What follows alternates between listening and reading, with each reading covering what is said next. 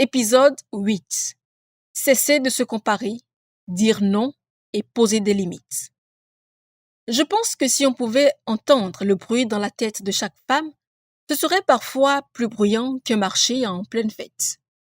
Des voix qui disent certainement « Tu n'es pas assez telle. Regarde comme elle est meilleure que toi. Si tu dis non, on ne t'aimera plus. » Et vous, au milieu, vous essayez de sourire, d'être parfaite, de plaire, alors qu'au fond, vous étouffez.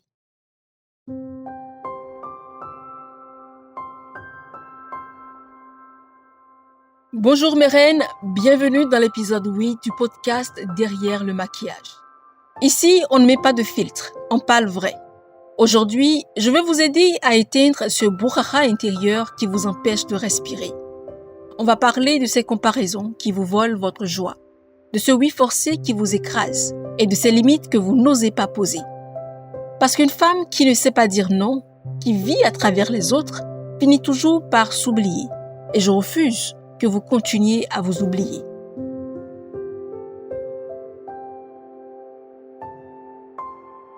Partie 1. Cessez de se comparer. La comparaison est un piège subtil. Elle commence doucement comme un jeu. Oh, elle a une plus belle maison. Son mariage semble plus heureux. Elle réussit mieux dans sa carrière. Et sans que vous vous en rendiez compte, ce jeu devient une prison. Chaque regard sur l'autre devient une gifle contre vous-même. Mais écoutez, chaque femme a son rythme, son chemin, son appel. Vous n'êtes pas derrière, vous êtes sur votre propre route. Les psychologues disent que la comparaison est aujourd'hui l'une des premières causes de baisse d'estime, notamment à cause des réseaux sociaux. En moyenne, une femme passe 2h30 par jour sur les réseaux. Et plus elle consomme ce contenu, plus elle doute d'elle-même. Vous comprenez donc pourquoi vous devez protéger vos yeux et votre cœur.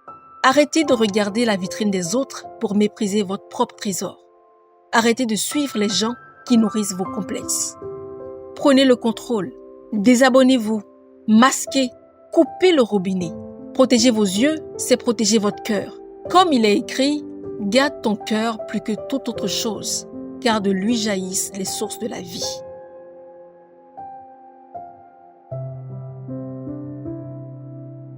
Partie 2. Apprendre à dire non. Le mot non est court, mais il est lourd de liberté. Pourquoi alors tant de femmes n'arrivent pas à le prononcer? Parce qu'elles croient que dire non, c'est décevoir. Elles pensent qu'aimer, c'est toujours s'oublier. Mais la vérité, c'est que chaque oui que vous donnez contre votre volonté est une trahison de vous-même. Dire non, ce n'est pas être méchante, c'est être responsable. C'est protéger votre énergie, votre temps, votre cœur. Pratiquez le non dans de petites choses. Le courage s'entraîne. Si vous attendez d'avoir une grande confrontation pour apprendre à dire non, vous allez craquer. Commencez petit. Exemple, quelqu'un vous demande un service qui ne vous arrange pas. Osez dire poliment « non, désolé, ce n'est pas possible pour moi aujourd'hui ». Chaque petit non que vous prononcez est comme une répétition. Et plus vous le faites, plus votre voix s'affermit, plus votre cœur prend confiance. Alors je vous le dis, vos noms sont aussi sacrés que vos oui. La prochaine fois que vous sentez que votre bouche veut dire oui, alors que votre cœur crie non, osez dire non, je ne peux pas. Non, ce n'est pas bon pour moi. Vous verrez comme ça change votre vie.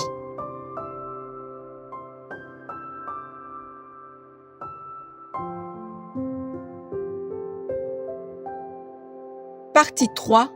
Poser des limites. Une vie sans limites, c'est comme une maison sans clôture. Tout le monde entre, tout le monde sort et à la fin, il ne vous reste plus rien. Poser des limites, ce n'est pas rejeter les autres, c'est apprendre à dire « Tu peux aller jusque-là, mais pas plus loin. Je mérite le respect. Je mérite que l'on m'écoute. Que ton oui soit oui et que ton non soit non. » Dieu lui-même nous a créés avec des frontières, un espace à protéger. Pourquoi vous vivriez comme une terre sans clôture? Une femme qui ne met pas de limites devient une femme fatiguée, frustrée et amère. Mais une femme qui apprend à poser ses limites devient une femme respectée, alignée et épanouie. Alors, je vous invite à écrire vos limites. Les limites ne sont pas seulement dans la tête, il faut les formaliser. Prenez un carnet et notez noir sur blanc.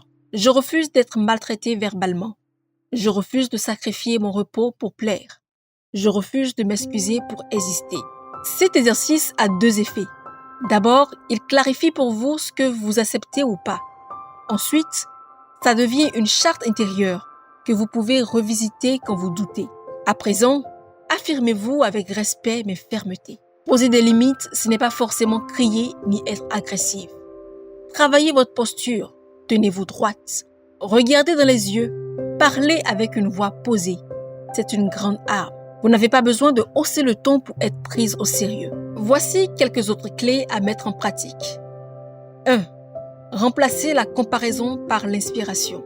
Le problème, ce n'est pas de regarder les autres, c'est ce que vous en faites. Au lieu de vous comparer, inspirez-vous. Si vous voyez une femme qui réussit, dites-vous, son parcours me prouve que c'est possible. Ça change tout. Faites la paix avec l'idée que le succès des autres n'est pas une menace, mais un signal que Dieu agit aussi dans votre génération. 2.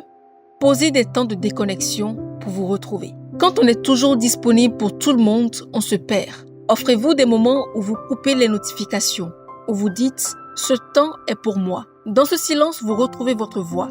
Vous redécouvrez vos envies, vos projets, vos rêves. Une femme qui s'écoute est une femme qui avance.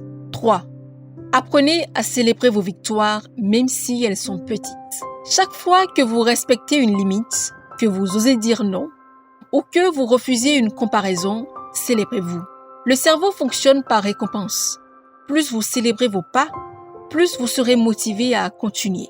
Chère reine, je veux que vous compreniez ceci.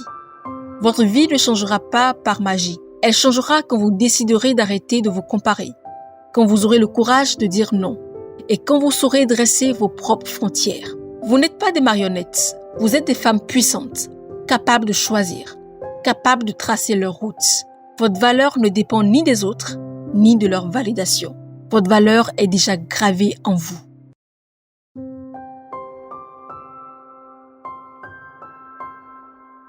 Et comme toujours mes reines, je vous invite à partager ce message autour de vous.